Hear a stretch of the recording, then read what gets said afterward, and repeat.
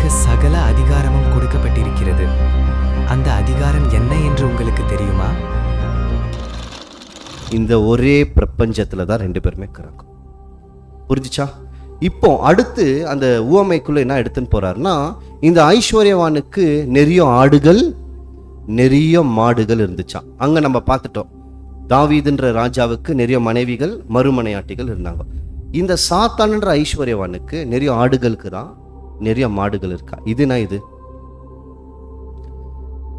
அது அவனுக்காக விலை சேருங்க. நிறைய நிறைய சொத்து இருக்கு இவங்கிட்ட, நிறைய ஆடுகள் மாடுகள் நிறைய இருக்கு, ஏராளமா இருக்கு இவங்கிட்ட, கணக்கே போட முடியாது.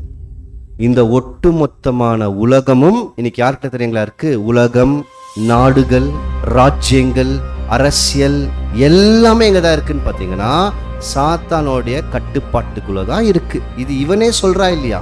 அங்க மேல கிறிஸ்துவை கொண்டு போய் மலை மேல நிக்க வைக்கும் போது என்னதான் சொன்னா?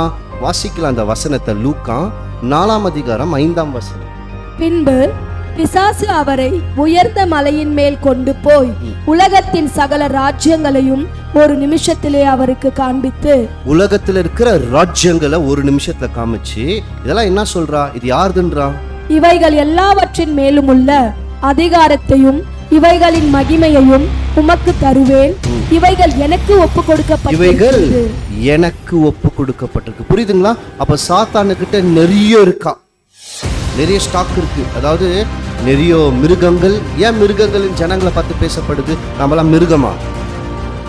வசனம் அப்படிதான் பேசுவார். மனிதனுக்கு என்ன இருதயம் தெரியுங்களா இருக்கு?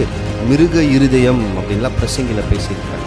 மிருகத்தை போலதான் நம்ம வாழ்ந்துட்டு இருக்கோம். அப்ப சாத்தானுக்கிட்ட தான் நிறைய இருக்கான். ஆனா அந்த ஏழை மனுஷனுக்கிட்ட நிறைய இல்லையா?